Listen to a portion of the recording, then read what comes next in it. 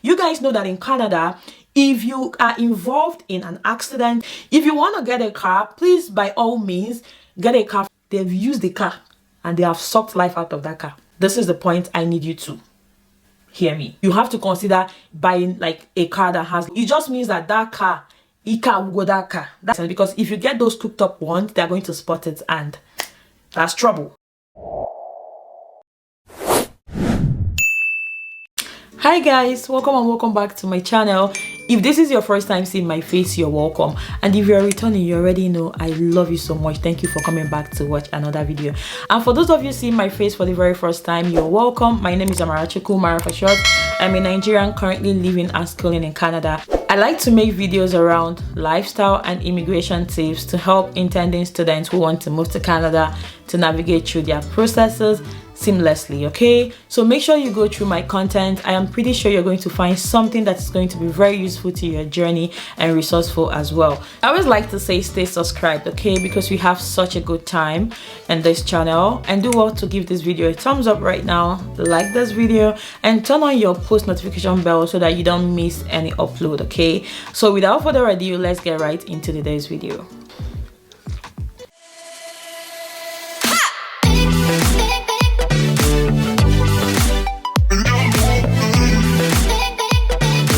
So in my last upload where I talked about getting a car in Canada, I actually thought that was all, that was the only video I was going to post about this car.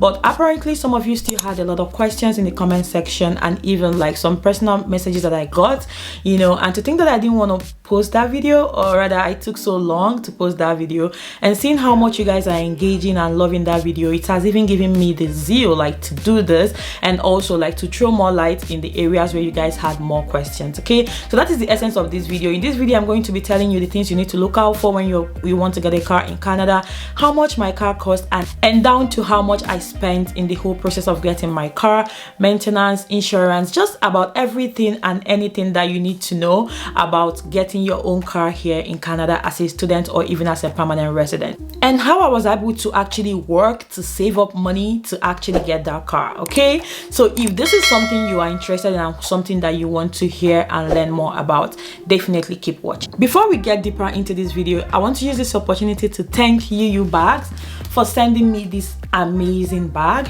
And you guys know that if you watch my vlogs, apart from, you know, watching my sit down videos, if you watch my vlog, you know that I am the unboxing queen. Okay, I love good things, and it's only normal for good things to attract me and come my way. So this bag is from Uubags. It's actually a bag, so we're going to unbox it together and we're going to see what is inside.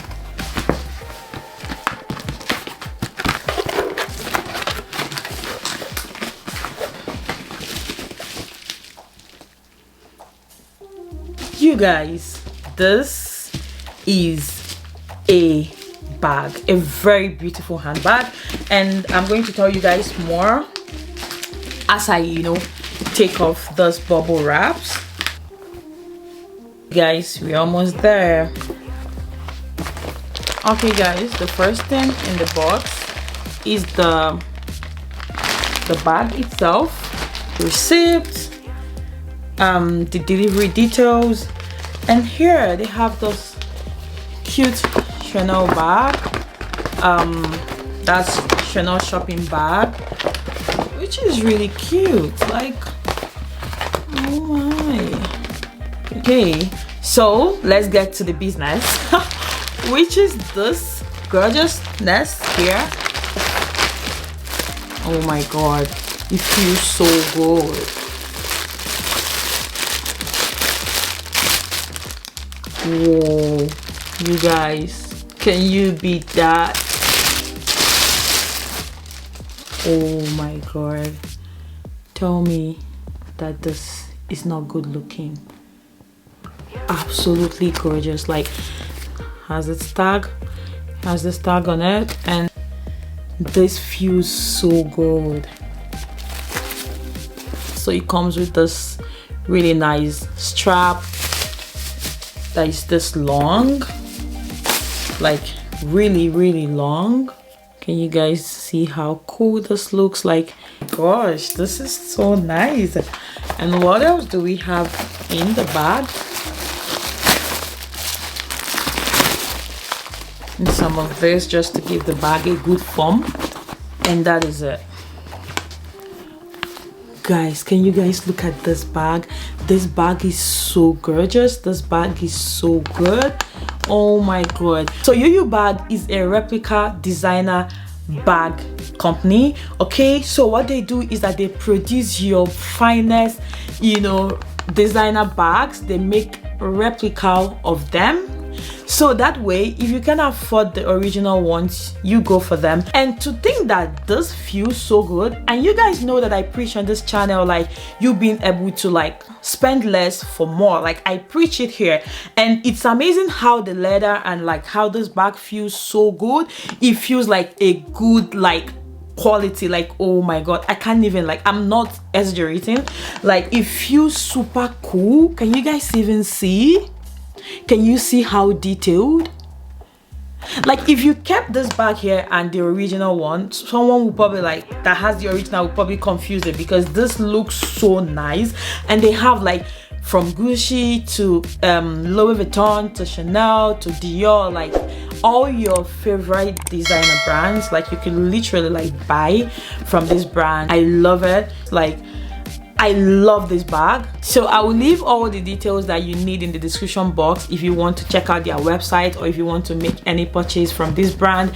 I'm going to leave all the details that you need in the description box. Make sure to check them out. Their social media and every other detail will be in my description box. And also my discount code, because you guys know that I don't bring you stuff without insisting I get a discount code for you guys. My discount code is also going to be on the screen and the description box, so make sure you tap into that for amazing discount. Okay, so I'll first of all address some of the questions that I got regarding the car, and then I'll go ahead to explain the things that I had written down on my note that I want to tell you guys, or I want to talk to you guys about if you're interested to get a car in Canada. So someone had asked me how much I bought my car. I don't find it offensive, but it's just that I can't say that because like I feel like there are some things I can't really, like, I'm not comfortable sharing online. Okay, I've responded to those people, but I'm just going to address it here just in case you were also curious how much I got the car. Honestly, I'm not going to spit the exact amount that I got my car, but all I want you to know is that currently cars are so expensive right now. Like it's mind-blowing, like my budget, like what I had budgeted for a car, I ended up getting the car for ×2 of my budget. Like that is how expensive cars has become, and anybody would literally tell you this. At the time I was about to get my car, like everybody I was talking to was just saying, oh, cars are pretty expensive. So cars are pretty much like on a bit of a high side right now, so you have to keep that at the back of your mind. Okay, and the second question that I received was someone asking me to make a video on how I was able to achieve that, buying that car even as a student. You know guys, if you're an OG here, you know that I preach determination. I preach like knowing your goals and going for it, and like not limiting yourself. I think that was one thing that helped me. Like when I came here, when I bought that car, I didn't even know I could afford it. I didn't know, because honestly that car wasn't so cheap. Like it wasn't as cheap as you would even think, or as cheap as I thought that I would get a car. It was way more expensive than that. So the car wasn't even like cheap. So thinking about how I was able to afford it, I can only say it's God. I know that this sounds really cliche, but I can only say it's God, because I didn't see myself being able to afford a car in my 8 to 9 months in Canada. And then the amazing thing is that all the money that I used to purchase my car were money that I worked for and earned here. All right, but this will bring me to my next point. Please don't feel pressured by anything. People's circumstances is gonna be like different. I always preach this here, because everybody like that is in Canada like have different trajectories of their lives. They're taking different programs. They're in different provinces. They are like, situation is not going to be the same. Okay, experiences might be similar, but it's not going to be the same. I was working, and then I had if you guys remember if you're an OG, you should also notice that I wasn't consistent with doing sit down videos. That was because your girl worked every single day. Like, I was working back to back. I didn't have time to sit down and make sit down videos for you guys. You know, I talked about it in a couple of my vlogs. So that was because I was really working hard, because I just said, okay, fine, I want to get this car and I needed to work extra hard. And one thing also that helped me was that when I moved to Canada, immediately I started my first job, I was saving.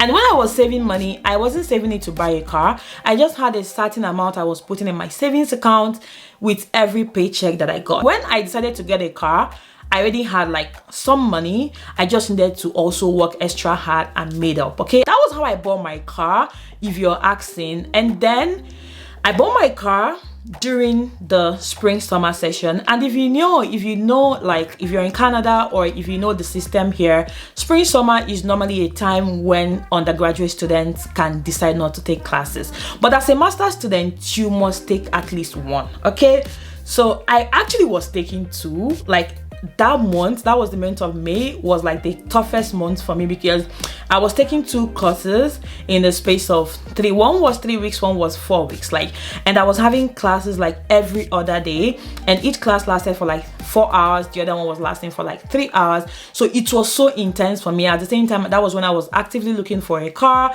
because it became really, you know, difficult for me to manage everything. And being that I was actually increasing my workload, like the jobs I was doing, I also knew, oh, I need a car to be able to meet up. So those are the dynamics of my life. So when I bought this car, like I was saying, was during my spring summer session. So I was working back to back, I was doing assignments, I was taking classes, like I was almost losing my mind. But I just had my eyes on the prize and I knew what I wanted. So like, just be determined and know what you want and save, and don't spend money unnecessarily on things that are not important. If you have a goal, just channel it to it, and then you can start saving money. I always tell people this, like, as small as it is, just put something in your savings account every month or every 2 weeks, bi-weekly, as the case may be. So I was already saving money before I was even ready to get a car. So I think that was what helped me. But aside from that, yeah, I worked extra hard to be able to save my money for my car. So I hope I answered your question when you asked me like how I was able to balance it with school. It was just too much hard work, like, for me, because I would work in the daytime and back in the night, like reading, trying to like get my assignments up to date. So it was just like a phase of my life that I had to, it's still ongoing, the hard work doesn't stop, it's still ongoing, but that time was more intense because I had a goal. Okay, so this is also like tips for you guys. Most students during spring summer work extra hours just to save up to pay tuition, just to save up to pay either like different bills. So if your goal is to get a car, maybe you can consider taking more jobs or more shifts during spring summer session, so that way you can save up. But I mean, before we get to spring summer, you still have to do fall. So now that we are in the fall semester and the winter semester is also approaching, you can just stretch yourself a bit just to, you know, work those extra hours. But please prioritize your mental health and your well-being. If you can't push any further, just take a break. But since September, I've been resting, so that's just me prioritizing myself now and trying to like recover from all the stress I went through. So I hope this answers your question, because like I don't know how else to put it, but it was majorly just like extra work and hard work and hard work. That was how I was able to save up and buy my car. So now that I've brought you guys into my life and shared with you guys how I genuinely was able to save up money for that, so that brings me to my first point on the things to consider if you want to get a car in Canada, which is budget. All right, so if you want to get a car in Canada, the first thing you should consider is your budget. What is your budget? Don't lie to yourself. Okay, when I wanted to get my own car, I had a budget, but I ended up increasing it. But it's better than not having, you know, anything. When you have a budget, it's kind of like a blueprint for you. Like you are looking at it and you are saying, okay, this is what I want. And also when you are looking for cars, you're looking for cars within that range, so that just in case you have to increase your budget, you're just like stretching it a bit, because like I said, cars are pretty expensive right now all over the world actually. So like that is something you have to determine. What is your budget? How much can you spend on a car right now? So that is something that you must tick out of the box, and that is like my first point, which was the first thing I did. I had a budget. So the next point would be, where can you buy a car? I know that I talked about this in the car vlog, which I'm going to put in the description box. If you've not seen that video, see that video because you're going to enjoy it. So where can you get a car? There are so many options available to you on where you can get your car, okay? If you are the type that is managing resources as well, the first place that I would advise you to look for a car would be Facebook Marketplace. Facebook Marketplace should be your friend. Like, that place should be your friend if you want to get a car. I was legit checking Facebook Marketplace before I went to bed. The first thing when I wake up, like literally, like I was there every single time, okay? Because there are people that want to sell their cars, they post it there. Dealerships also, dealership companies post it there, post their cars that they have for sale there, so you can get good deals and good offers there. Another place you can check would be Kijiji. So you can also explore Kijiji as much as you are exploring Facebook Marketplace. And that would bring me to the third point. The third place where you can get a car in Canada would be dealerships, okay? Dealerships are like, you know, people that own companies, car lots where they have like so many cars and they are selling them. Like in my other video, I talked about like dealerships having like different ranges. There are dealerships that sell like certain range of cars that are pretty very expensive on the high side, and there are also dealerships that sell like cars that are middle or like for people like us to be able to afford. Okay, so you should be looking at those type of dealerships, and you can even find them on Facebook. I bought my car from a dealership, but I found them on Facebook. Then I went to their store, and the rest became history. So you should try to explore some of these options. The fourth thing I'm going to be talking about is, how are you going to be able to pay for your car? All right, so there are two ways that you can pay for your car in Canada. One way is to have your money, pay cash, and take your car. The next option is to finance your car, and this is where I'm going to have to do a lot of like explanation and talking. If you're coming to Canada, let's assume that you are a student, a fresh student in Canada. Honestly, in your first couple of months, maybe in your first 2 to 3 months, I wouldn't really advise you to get a car. The reason is because you don't have enough credit score to be able to purchase a car if you want to use financing, which I will get to. But if you have the money, maybe you were coming from home and you had money saved down for your car and you can afford it, please by all means get a car, because car is a necessity. It's like the shoes you wear every morning to go out. Yes, so if you have money coming from home, or any like you have means to be able to get a car in your first few months here, please by all means do that. But if you know genuinely you don't have that money saved, you know, I would just advise you to maybe just try using the bus system and then just try saving. Because if you want to get a car at that stage, through financing, you might not really qualify for it because your credit score might not be, you know, good enough, and you might not even get a guarantor. If you get a guarantor, you can get a car at that point. Yes, if you have someone that is a guarantor, someone that's been living here and has good credit score, and they want to be your guarantor, of course they can. But I'm also assuming that as someone that is coming here new as international students, 80% of us do not have anybody here, so you might not have that person or anybody that can say, oh, let me be your guarantor, right? So in that case, your best option becomes to save up some money and get your car when you want to, or when you are ready, which is what I did, and which is what I advise most students to do. Because it's gonna be sad, like if you're a student and you're the one paying your tuition, you're paying house bills, you're paying all those bills, and you still have to pay for insurance. Like, I feel like car insurance for that matter, get a car and start financing it when you come here.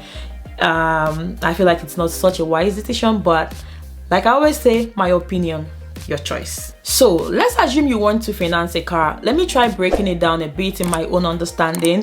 Financing is something that the Western countries are like big on, because they also make a lot of money from it. So they have different financing options, okay? Some of these banks here, like most of them actually do. As long as you're banking with them, you can get some of those options. So try talking to your bank and seeing if they have like all those car loans. Most banks probably would, especially when like you have a good credit score. All right, so they probably would give you that opportunity to finance your car, and then you are paying a certain amount of money to them. Then the second option is like third-party financing companies. Okay, so some of those third-party financing companies work with those car dealerships. Okay, so when you're getting a car from them, they are probably connecting you to the third-party insurance company that they use. And when that happens, the third-party insurance company, they are going to like go through your credit score and all that and see if you fit in, or if you pass the requirements for the loan.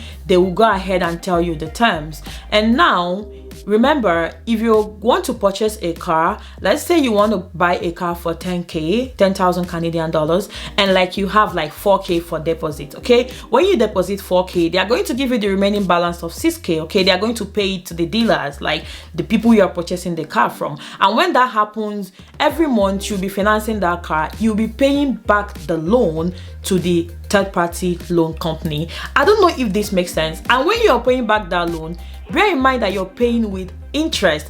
Let me shock you.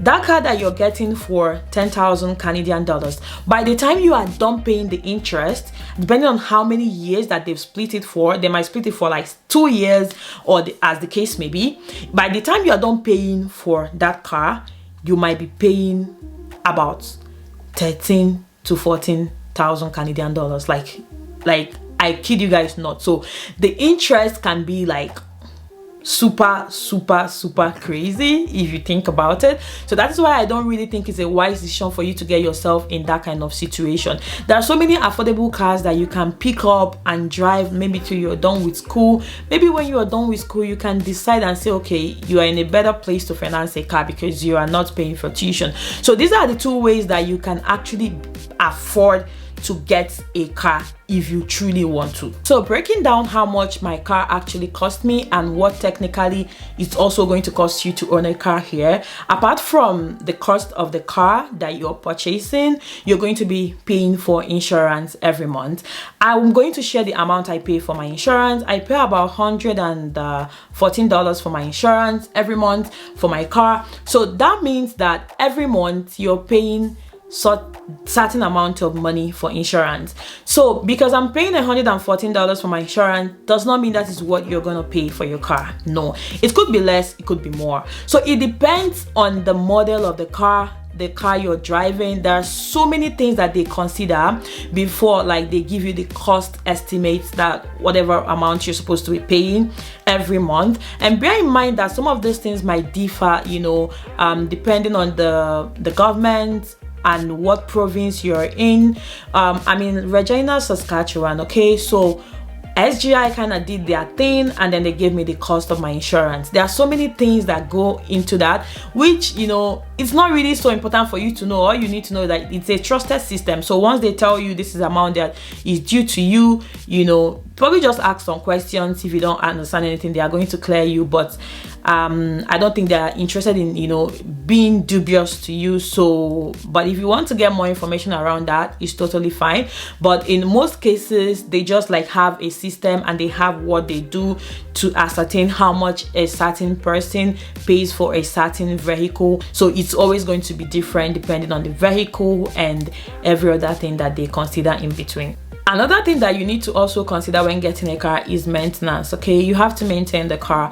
I got my car from a dealership, so which came with a 1 month warranty. Okay, yeah, a 1 month maintenance, whatever.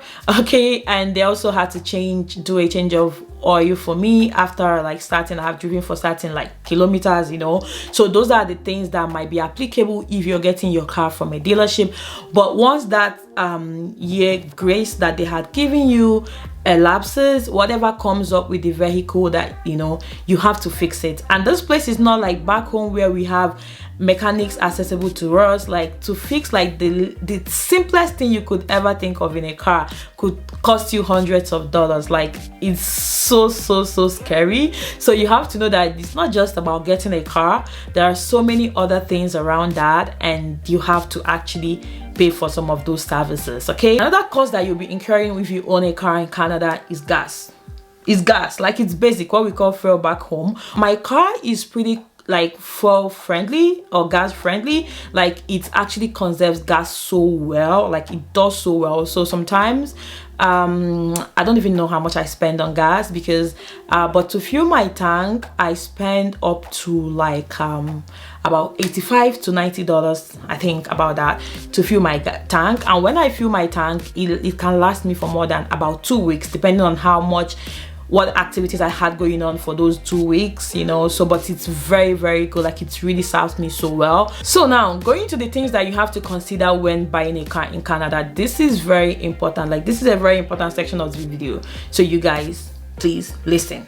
All right, so when it comes to Canada, I know that back home in Nigeria most people are just obsessed with Toyota products, you guys, and now I get the reason. Okay, Toyota products are one of the best. So if you're getting a car, you should look around getting a Toyota car if you can. I mean, it's Toyota, like they are good. Okay, so and people have tested this, people have, like, you know, attested to how good Toyota vehicles are. So if you're able to lay your hands on one, please purchase it by all means.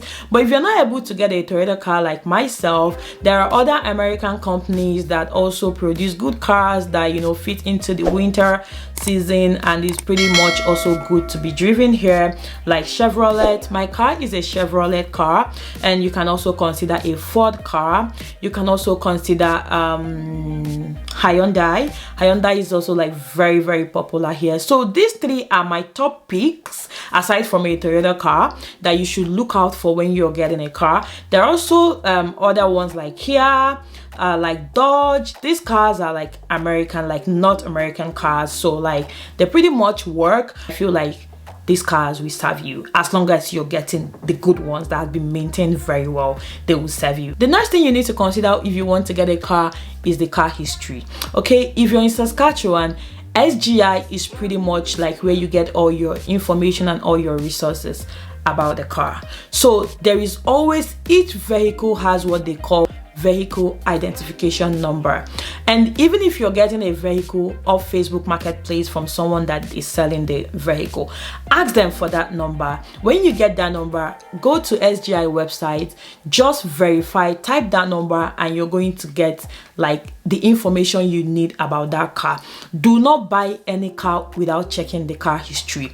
And if you're getting a car off Facebook Marketplace, even from a dealership, if you have someone that is, you know, that knows about cars, please go with them. Don't go blindly, because if you get a car that gives you trouble, like that is going to be your biggest nightmare. Like it won't even be funny. So make sure you're checking for the car history. The car history will tell you the accidents that the car has been involved in, you know, the owners of the car. That way you're even checking if the person selling the car to you is the owner. So you don't buy a car and somebody will come and say they didn't sell this car to you. It's a case. Okay, so make sure you're checking for the car history. That way you even see that if this car has been involved in an accident and stuff like that. And that brings me to the second you know, aspect of this running a check. There is what they call the claims check. So you have to also run a check to see the claims that has been made on the car. What do I mean by claims? You guys know that in Canada, if you are involved in an accident or there is a damage of any sort that, you know, happened to your car, you can actually make claims to SGI, okay, as long as you're paying your insurance, so they can cover up for the cost of that damage. Okay, sometimes they even write off a car and pay you like the whole money for total loss on that car. Okay, so that is what pretty much, you know, running like claim check on the car to see how much claims have been made on that car, you know. And sometimes you find out that some people had made really high claims on cars, and then if you're getting that car, let's say you got a car for 10,000 and someone had, you know, been involved in an accident with the car and had made a claim in the car that is worth about almost that amount that the car is purchased for, and the person had been paid that claim, and then tomorrow you are involved in an accident, you know, with that same car, there is no way SGI is going to pay you like that good amount again, because they've paid really high claim on that same car. SGI, I mean, is this Saskatchewan government insurance. I think that is the full name, I believe so. It's gonna be different for every province. Okay, so if you're in a different province and you're watching me, you know what the insurance company or whatever the government insurance company is called in your province. So you have to also make sure that every check you are running is aligning to the province that you are living in, because in as much as this is Canada and the rules are quite similar, but you have to know that Canada operates like this provincial government system. So that means that each province is autonomous, okay, and the government has the right to make like any rule that they deem fit for their province. So there might be a little disparity like with the things I'm saying. It might be a bit slight difference for Saskatchewan and Alberta. And that brings me also to the next point. If you want to get a car, please by all means get a car from the province where you are. I say this because it's not like it's not possible for you to get a car from a different province. Of course, the car that I got in Saskatchewan, my car, if I had bought it from a province like Alberta, I would have been buying it for cheaper than I bought it in Saskatchewan, because I don't know the analogy behind that, but it happens that cars are actually cheaper in some provinces, okay? So cars are a bit more expensive in Saskatchewan, all right? So if let's just say you are in Saskatchewan and you want to get a car from Alberta, you have to be very careful, because that car might pass the checks in Alberta, and if it comes to Saskatchewan, SGI will not approve it. SGI will say that this car does not pass their check. It might have a simple scratch and they say that no. And when that happens, will you be taking the car back? So it's just like you might just be losing the whole money. So make sure you're getting your car from the province where you are residing, just to avoid like all these stories and even the stress of driving it down and it's not passing the SGI inspection and you have to just deal with all that trouble. I don't think it's worth it. So just take your time here and look for a car in the province where you are. Reverse is the case too. If you're in Alberta, if you're in Ontario, anywhere you are, just get a car from within your province, okay? Another thing I would love you to consider when you're buying a car is what some people call the mileage on the car, or the kilometers that the car had covered, okay? Technically here in Canada, like I've had conversations with people, and most times people tend to say that cars that are above 200,000 kilometers, like, you shouldn't buy them. But I'm not here to tell you not to, or to buy it. Like, I'm just putting it out there that people tend to have that assumption or that perspective. So I really do not know much, but I think also it just means that that car tagafo, they don't use that car, they've used the car and they have sucked life out of that car. It just means like they've driven that car for so long, it has been like several express, like the speed has just been. So it just means that to avoid stories, get a car with like lesser mileage. I don't know if you get. It's totally your choice to make, because some people will see cars within like 200 and something, thousand mileage, and like the price is good. They will take it because they probably just want to use it for a while and then discard it, or just for that purpose. Some people will tell you that the car will die on you, stuff like that. Because I remember my car, also putting it out there, my car was 150 something kilometers when I bought it. I remember I was gonna get one that was higher, and my brother was like, don't try it. So the fear he even put in me made me to leave it, because he was like, oh, this car might stop you somewhere one day. Okay, so that is just it about the mileage. But I don't have I'm not saying, it's just your situation. If that's what you can get at that moment, it's fine, I guess. But this is what and the major perception people have about it. But thinking of it, it's almost like even in Africa and in Nigeria, the cars that we drive, the cars that they import back, that they bring back home, is almost like cars that people have used. It's like people have used and the car is tired. In fact, it starts its life by the time it arrives Nigeria and it's already above 200,000 of mileage or kilometers or whatever they call it. So you see, and they will still drive it for like 10 years in Nigeria. So I don't know why it's different here and people don't like to buy cars with high mileage, but you might need to actually consider that. For me, the reason why it's also important is that when you want to sell that car, people price you based on the mileage on the car, the kilometers on the car. People price you based on that. So it can actually drop like the amount you could sell your car. So you have to consider buying like a car that has less mileage, so that by the time when you are done driving it, you want to sell it, you will still be able to sell it and maybe make small money out of it. So I don't know if that analogy makes sense and it helps you. The last thing but not least I'm going to talk about in this video is driver's license. I kind of talked about this in my buying my first car video. I talked about it, but I'm gonna talk about it again. Like, if you don't take anything I said in this video, if you totally like didn't hear anything I said in this video, please, this is the point I need you to hear me. If you're coming from any country, especially as a student, come with your driver's license.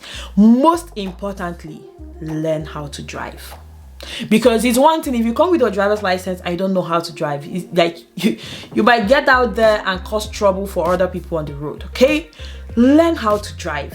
If you're an OG here, you guys know that I perfected my driving and got my driver's license as I was about to come here, and that is the best decision ever. Like, that is the best thing I ever did for myself. Because thinking about it now, like, how would I have actually, like, I wouldn't even be talking about getting a car. I'll be thinking of like going through the whole process of getting my driver's license here, and I'm going to start with the class 7. With the class 7 driver's license in Canada, you can't drive alone.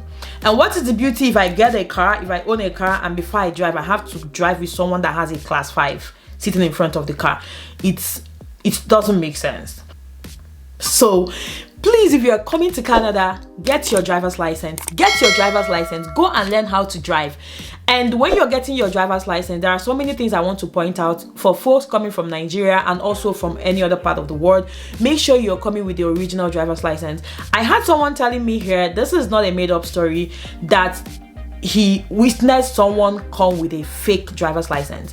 And the thing is that they have a system. I think they didn't, in Saskatchewan, they didn't have a system. They were not checking it before now, but I think in the last I think 2 years back or so, according to what this person told me, the Saskatchewan government now has a system where they run a check to ascertain and verify that your driver's license is actually authentic, that is actually original. So make sure you are getting the original driver's license, because if you get those cooked up ones, they're going to spot it, and that's trouble. Okay, so please make sure you're going to the right source and you're getting the real one.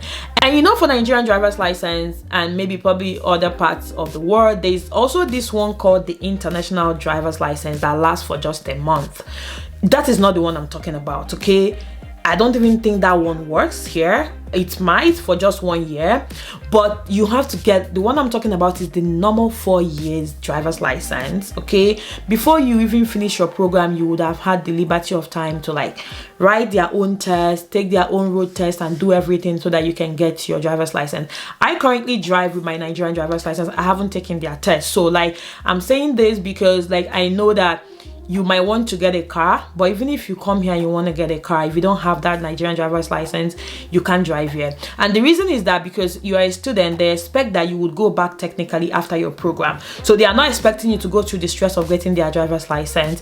They think, okay, fine, if you have your home country's driver's license, fine, you can use it and drive. It's just that, some companies, if you're looking for jobs, would want you to have the government, the Canadian whatever driver's license, but it doesn't limit you. At least you're not like left without anything, right? You're still able to commute, you're still able to drive. But for my PR folks, just in case you're watching me and you're a PR person, you can't drive more than 3 months with your Nigerian driver's license because you're not an international student, you're a PR, you're a permanent resident of Canada. So it's expected that you start fitting into the system. It's expected that you get the Canadian or the province you are, or whatever, you get their driver's license or their driving permit or whatever it's called.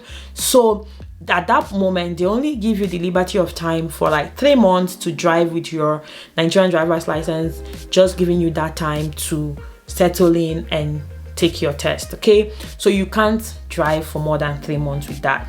But my folks who are students, you can literally like drive for, if you're doing a master's program, you can finish your master's program, do your PhD for 7 years. As long as you're a student, your status here, you are here on study permit, you can be driving with your Nigerian driver's license. So I hope with this video I've been able to cover some of the questions that you guys have asked me, or even the questions that have refused to drop that comment have in mind.